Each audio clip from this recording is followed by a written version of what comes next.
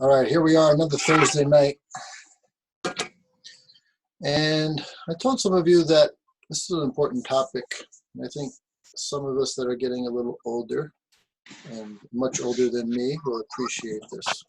I have to mute you guys.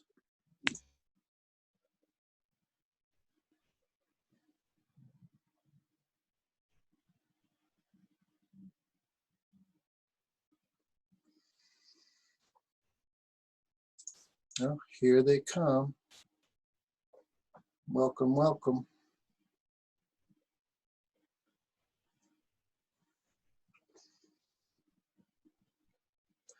So I was very fortunate at a pretty young age. I was encouraged to read some, I guess, personal growth books. It kind of came along with the martial arts training early on, kind of like we do. I mean, I had early teacher that kind of recommended certain books, people I met. And it's just, it can really change your perspective on things. And my point is realizing the knowledge of others. Realizing the longer we're here, the more knowledge we should acquire. That's really the meaning of our first point of our motto, the wisdom. Young people don't have wisdom. Young people have a lot of emotion. Young people have a lot of energy. Young people are easily manipulated, easily fooled. And until you've been around a while and seen a number of generations come through, of course, the older, the more generations you see. And you see the things that affect them, and you see the things that or you realize what they haven't seen, what they don't know from firsthand experience. So if you have knowledge coming from here, right, and somebody starts here, but they don't know anything about this knowledge, and they start from here forward, not always good, right? So there's a movement today. There's well, you know what? I want to play the video first. It'll give me a better foundation to work from. All right, so hopefully today we get this right. So last week I showed this book. Everybody can see that? Deliberate Discomfort, right? And there's Jason on camp. Hopefully you could see that. So I'll read right from his book here. Dedicated Green Beret, world traveler, entrepreneur, author, loyal friend, blah, blah, blah.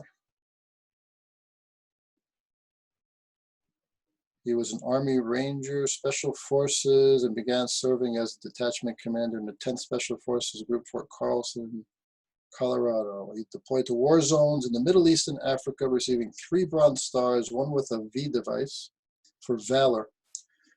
Jason currently resides near Salt Lake. So he's a Green Beret.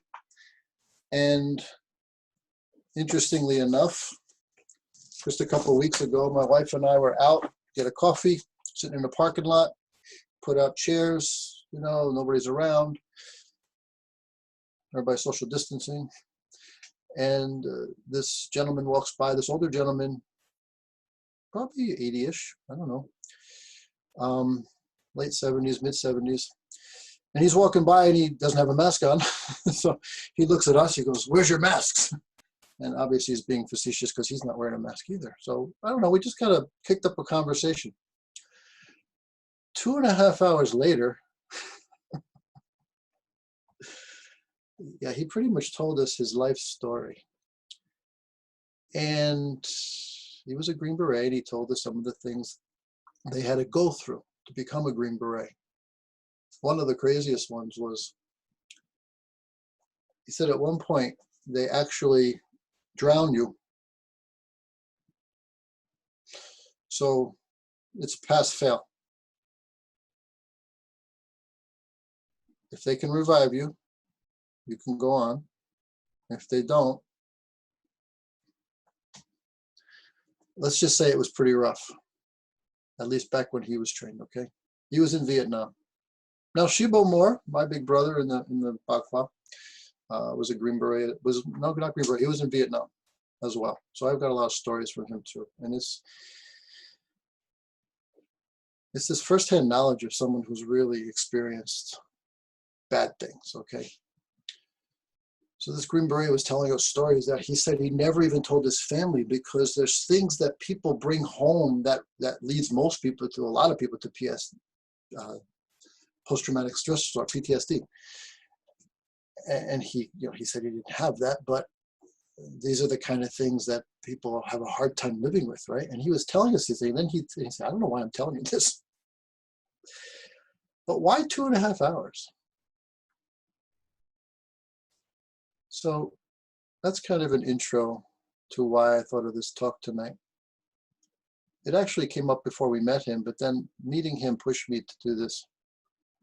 So I'm going to share this piece of this video. It comes from the Adam Carolla show. It's a podcast. And let's see here.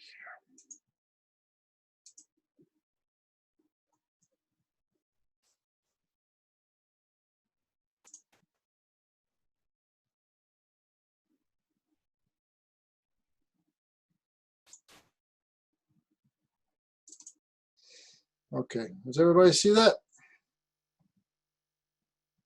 Of course, I can't see you now. What happened here?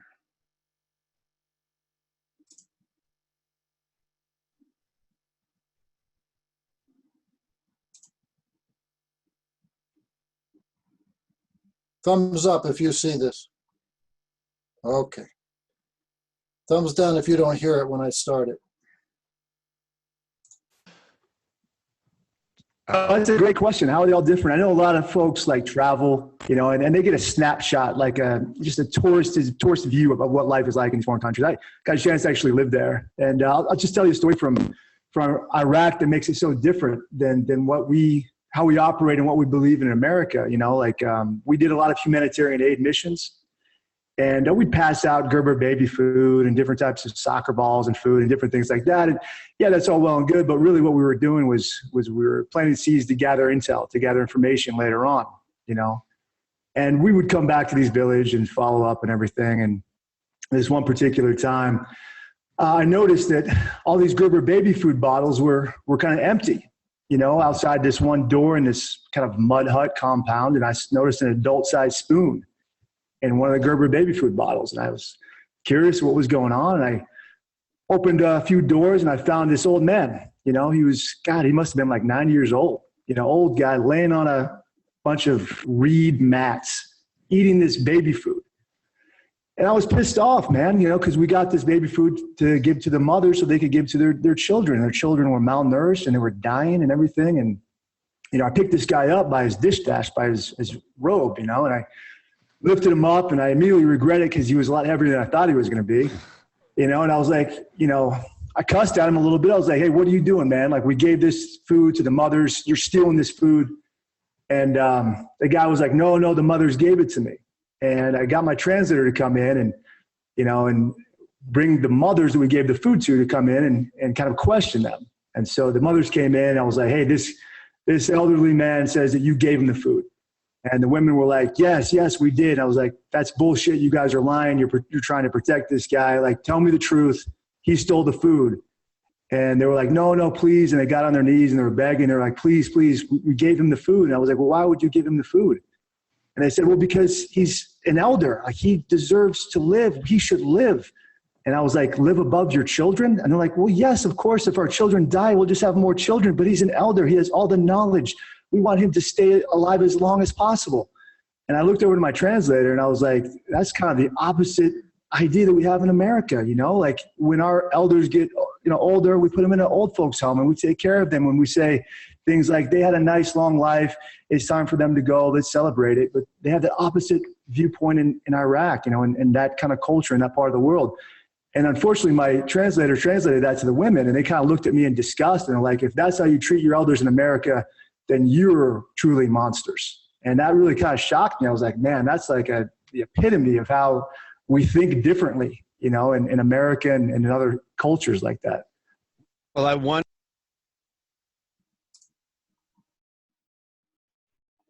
What do you think?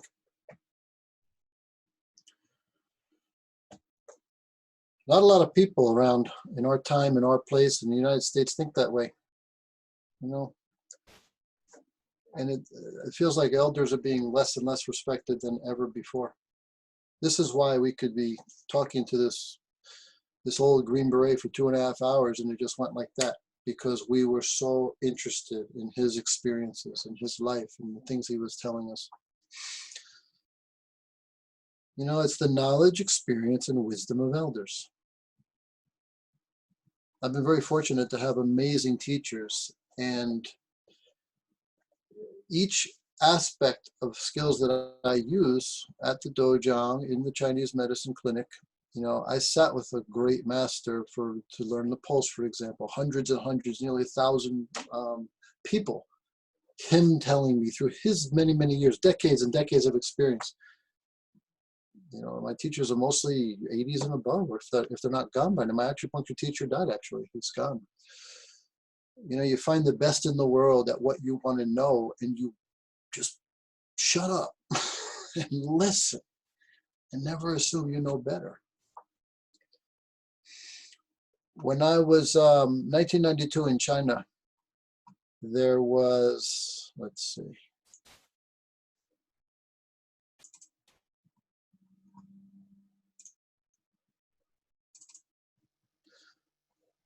so here's the old Bagua journal. Okay, 1992, we were there, and the creator of this, Dan Miller, who also wrote Park Bok Nam's book, my teacher's books. This was all research sitting down with older generation. So we were actually able to sit down with this young girl, his daughter. She looked like this. So Sun Lutang's daughter, we're sitting down, we're hours and hours of interview, her experience. You know, you think of the art we practice, Bagua Zhang, its heyday was back at the turn of the when the 1800s changed to 1900, 1850 to 1900, in the early 1900s. Chang Chao Dong, another famous, this is actually where the form, Zhang Rongjiao's form, the main circle form, our most advanced circle Bagua form, comes through him. His student created it, actually. Shi Pei Chi he died not too long ago, but you can see that symbol on the floor. He was so excited when we were there that he had people come in overnight and paint that floor so he could take pictures with, you know, this yin yang and Bagua on the floor. That floor was an old beat up floor when we got there the one day, and the next day it was beautiful like this. So he had a lot of connections and money, and he was able to get that done overnight. When we came back and they were taking pictures like this, these are his 8 animals from the Yin Fu system. And he's a link to an older generation. Of course, he's gone now. But in 1992, that was really the purpose of the trip, was to be able to touch with people who still they had firsthand accounts of the older generation. Yin Fu, this is actually our Bagua, comes through Yin Fu, our lineage. We have names that go back through Yin Fu. So name given to myself was Yi Fu, and Yi is the 7th generation of going through the Yin Fu lineage from Dong Hai Chun. Gong Bao Tian, this is Gong Bao Zai. So there's some relation. I think they were cousins or something, but in Taiwan, we sat down with this gentleman, and I remember his grandson had no interest in martial arts. He wanted to know more about baseball.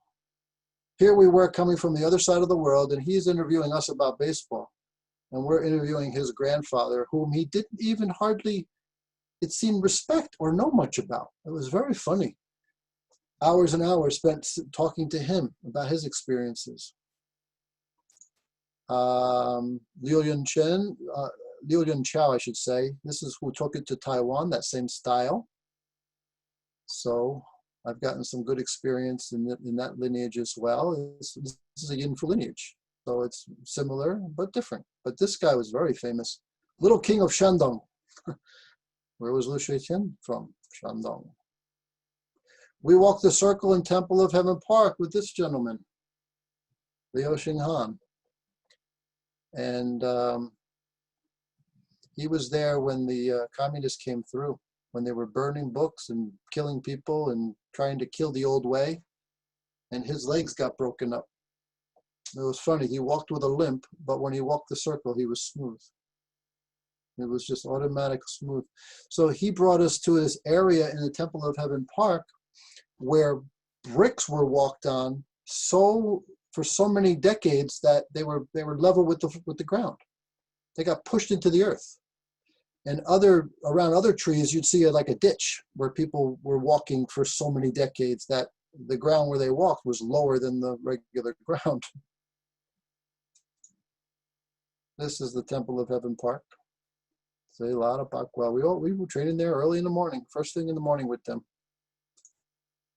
And who's that? Yeah, this is our style. So Yunfu style coming through Lu Shuitian. And he claims a lineage that is outside of Yunfu and Donghai Chuan, but nobody can prove that. And I don't have a picture of Donghai Chuan here. I should have put one, but I just wanted to share because this is what that trip was. What was I? 1992. I don't know, 26? So 26 years old. A 26-year-old today, how many of them you think will sit down with elderly people?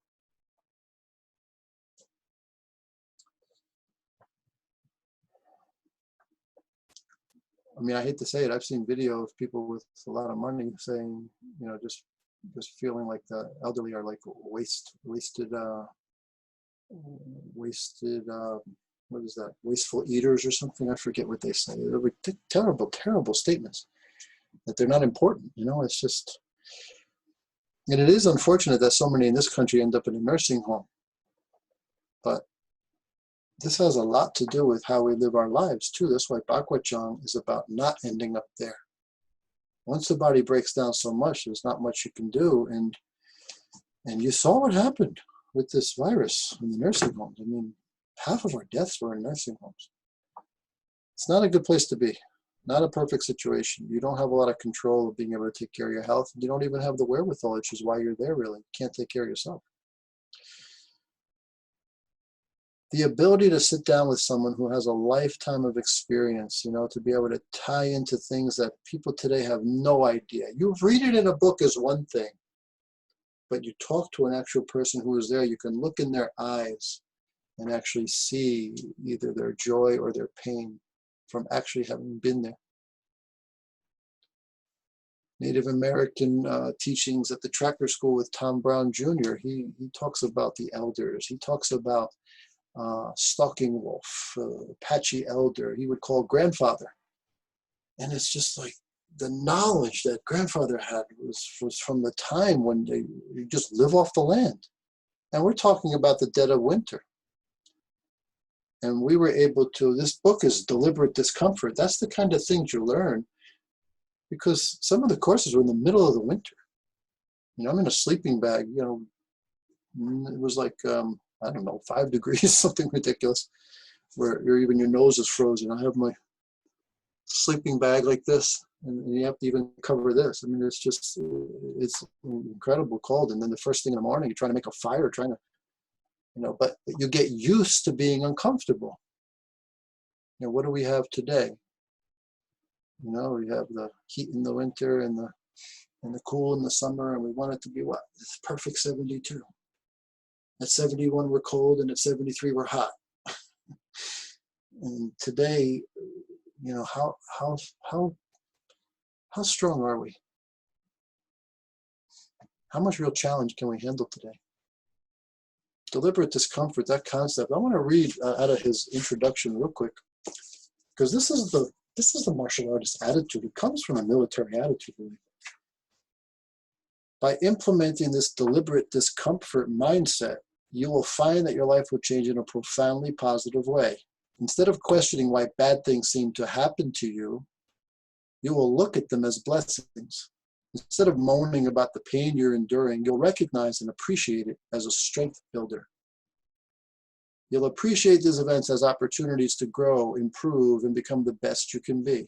You'll laugh at how hysterically uncomfortable an experience was rather than complaining and feeling sorry for yourself. Those embarrassing moments, your regrets, you will look at them as nothing more than learning experiences. You can't truly win until you learn how to lose. This is true. People who are unwilling to take a chance, you know, how much life is there really? To close yourself into a small space, and this situation today kind of doing that to us, right? Separating us and closing us into our place is not natural. So we're social beings, and we need to interact with people, and we need to, we need to get out there basically. So how much mental health is lost? How much emotional health is lost? How many alcoholics were created? How many marriages have been broken? How many kids have been abused? How many suicides have there been because of what we're experiencing now? And that's what I mean by that. How strong are we? You can only ask yourself, how strong are you? That was one of the things Tom Brown would say. You know, in summertime, can you go without air conditioning? It wasn't all that long ago when you had no choice. I mean, I can remember being in school and dripping on my paper. We had no air conditioning, right? At least some of you for sure, most of you here, you know what I'm talking about. Yeah, you go back to the 70s and back, and even further back. I mean, I think of my father's baseball glove. My baseball glove. I have a niece just handed me a glove to catch my daughter who's starting to throw the ball pretty fast. But you think about it, how they make it so you don't feel anything, where back then there was just a little piece of leather and you dealt with it. You know, how much tougher were people? How many people today would go onto that beach coming out and just getting shot up, right? The World War II. What was that, Normandy? Yeah, it was. So it's like a different breed. And today, somebody says the wrong thing, and it's outrage. You know, some of us, you know, and I'm going to consider myself the young side of it, but I know enough. I've been back far enough where I know 70s were tough. You know, people don't experience that, then you know, again, 71 degrees, you're cold. That's a problem, actually. That's a real problem. When you see an old person, all of us, any of us, or if you're one of them, well, if you're one of them, I think it brings a tear to your eye. How much you've lived through that people don't respect. And that's what I wanted to say. You know, Mr. Previs, Mr. Cunningham, you got to be able to look at that gray hair and feel respect for what they've been through. You know, unless you take the time and you sit there and you listen. Let them talk. Let them tell you what they've been through, what they've experienced. You don't know much. You don't know hardship. You don't know that kind of difficulty. Whereas to them, it was just life. But if it's such a jump from today, it would be traumatic. Normal life, you know, having to go get the ice for the ice box because you don't have refrigeration. How quick would food spoil, right? How quickly people could go hungry. No real preservation that way.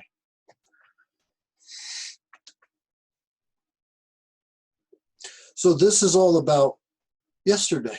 This is all about old times, experiencing a different life, a different world, why things may have been the way they were. And getting past respect even to reverence. when we're at the dojo and we salute. So to each other, this is the recognizing the spark of the divine. It's making a habit to be able to look in the eyes of someone and see that, not the other stuff that's getting in the way of too many things these days. And we're allowing something, someone, who knows what, to divide, when what brings us together is the spark of the divine. That's why our salute, we see each other, we're supposed to recognize that, and that becomes a habit. That too is muscle memory. So automatically when you meet people, you see them as partners, not opponents. You see them as part of the team of a human race. Human race. So we salute to representative flag, banner, just yesterday. What the people went through to learn. When I was in China, they would talk about the communists. They went through and damaged and killed people, right? But how did the art survive? Not everybody escaped. Some would hide in the mountains and practice. Some would train 2, 3, 4 a.m. for hours because it had to be in secret, because they could be killed for practicing martial arts. That's how important it was to them. And I'm so grateful that they did. Because we actually talked to some people firsthand who did that. They learned. 2 in the morning, 3 in the morning, because there was no other way. Lu Shietian escaped China during that time. Went to Korea, right? So our Bagua Zhang comes through Korea. Some escaped to Taiwan. That was one of the masters I showed you a picture of. And then eventually came here. And then the question is, are we too, in our heads, too big for it? Too arrogant? Too ignorant to see the power? Because one of the things about Chinese martial arts, and I can say martial arts of the East, but mine is Chinese martial arts, and that's the art embodies the culture that it came from. And this is not modern China. This is not the communist government. This was who was fighting with them and who was getting killed by them. This is the old way. And the old way has such profound implications on our lives if we can tie in, tune in, and engage with it. Because it made people stronger. It made people more spiritual, more connected to all that is. Today we have so much technology, it's easy to just forget all that. Think it's not important. I've always said that anybody who truly meditates will never argue with you, or will never argue against you and say, there's no God, there's no source, there's no something beyond the physical. They don't have that because they know firsthand. You can experience firsthand. Just like in the class I was just saying before this. Each level has a progression. The progression is there's a skill to develop that you don't progress further without that skill. Rungs of a ladder was the way it's been put by my teacher. You can't jump to the top rung. You have to go one rung at a time. This is your progression of skills.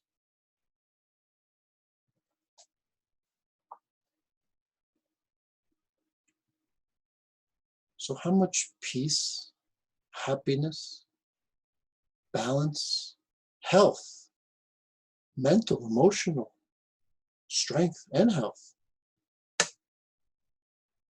how much can you really have without some realization of the spiritual? Because when the blank hits the fan, What do you lean on?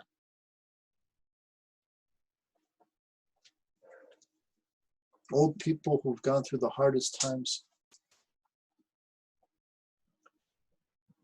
they know. They're here. They survived. They lived to tell about it, right?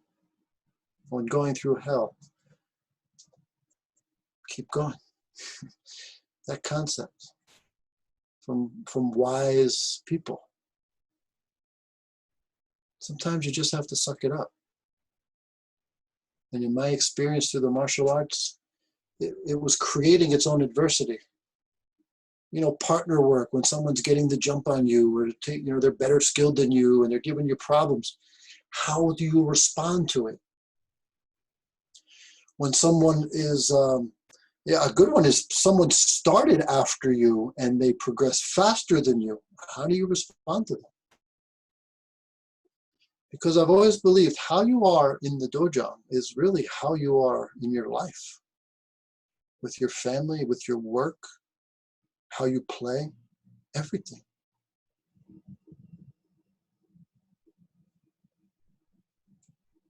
I believe one of the ugliest emotions is jealousy. Right along that is envy. Right? Or you look at someone who has more than you and it somehow makes you feel bad. Or you want to hurt them, you want to take from them. Instead of appreciating that somehow, some way they did something to earn that, maybe. Yeah, some didn't. Some are just born into it, but many did earn it. So the question isn't, how can I get from them? The question isn't, have to be who they hurt. You don't have to feel jealousy or envy. How about appreciation that another person, just like you, 2 arms, 2 legs, accomplished more than you have somehow? Could you not learn from them? Most would be happy to help.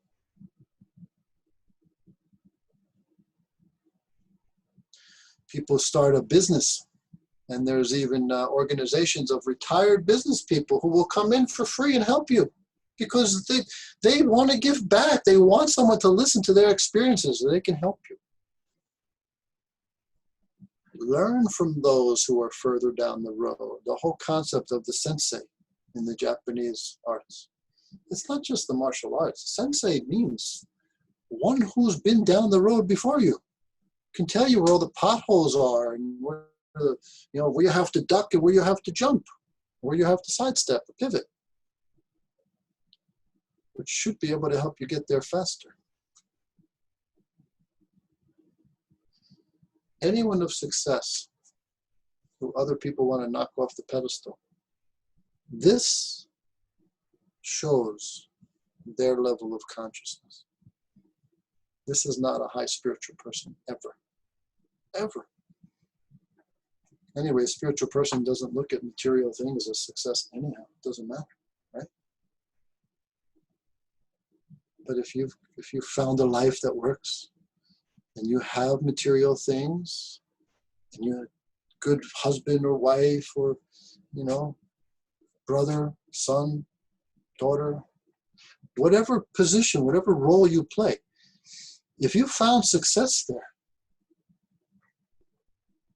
someone who doesn't have that should look with admiration and appreciation. How'd you do it? Can you tell me how you did it?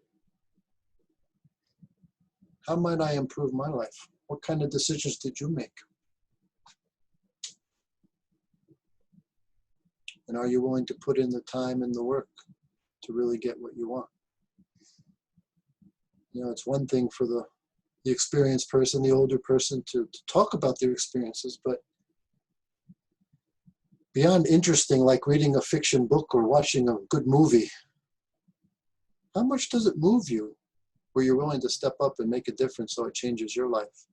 Like the shirt in the beginning of the talk today, inspired change, right? See, that's what I want to say. the elderly person with all this experience, the successful person, that you should be inspired by what they've been through, what they've overcome, and how they accomplished it. Be inspired by it. Why so much negativity when someone has?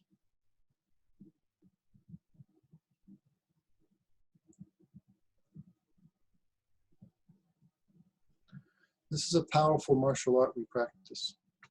Even if you're just practicing the Qigong side, if you appreciate the fact that a moving meditation gets you to tune into who you really are. And I will say the most powerful thing about martial arts, and no offense to anyone, but it is, there's the adversity by stance 3, stance 2, right? The low stances, there's that adversity. But any skill you're not good at is adversity, right? You overcome it through hard work. But the big one is sparring. The big one is partner work. The big one is seeing how you respond to the other person. There's so much growth that comes from that for those on the martial side. That's, what's your emotional reaction? Do you get angry if you get hit? Now, it's physically punched in the face, physically punched in the nose. How do you respond?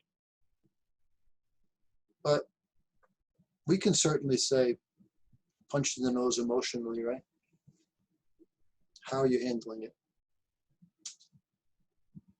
That was one of the things I saw so much in my clinic, how much people changed. Because Pulse is my expertise, and I can tell this underlying angst. So much stress. And even people think, oh, I'm okay. No.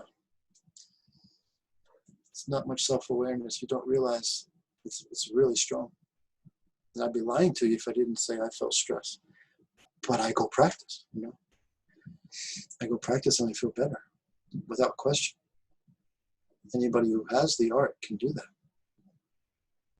But to think you're not responding to that, if you physically get punched in the face, you're going to have that something, right? But are you angry with yourself or you're angry with the other person? We can't control the outside world. We control the inner world. So we have to master that. We can't grow. We can't feel good about someone else's stories that has more experiences than us. We can't be inspired by someone who's richer than us or has more material things than life if we're envious and jealous and feel bad about ourselves. It's like, how many people out there are rooting for the failures of people who have more? I hate when I see that. I've had people close to me like that, jealous, run by ego, and when something bad happened to somebody, you see the excitement in their face. That says a lot about you. If you get somehow happy when someone else fails, I think that says a lot about you.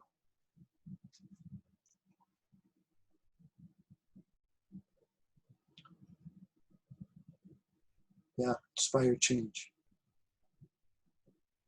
Look for opportunities to learn. Who can teach you? What do you want to know? Find someone further down the road who's willing. Let's go to meditation.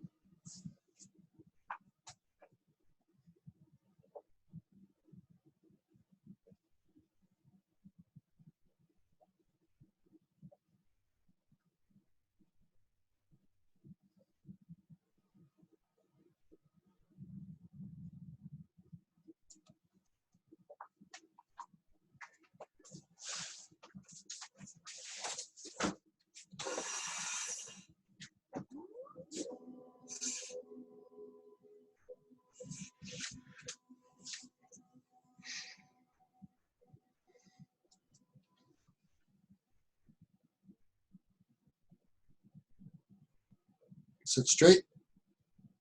Close the eyes. Concentrate on the point between the eyebrows.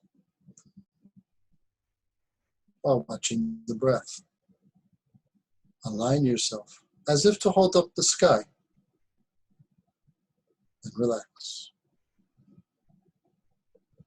Decide on a focal point. If the mind wanders, bring it back. Wanders again, simply come back to the focal point. Keep a passive attitude. No judgment about how you're doing. Simply practice. You have no place to go. No one calling for you. No one to answer to. And all there is here. And now.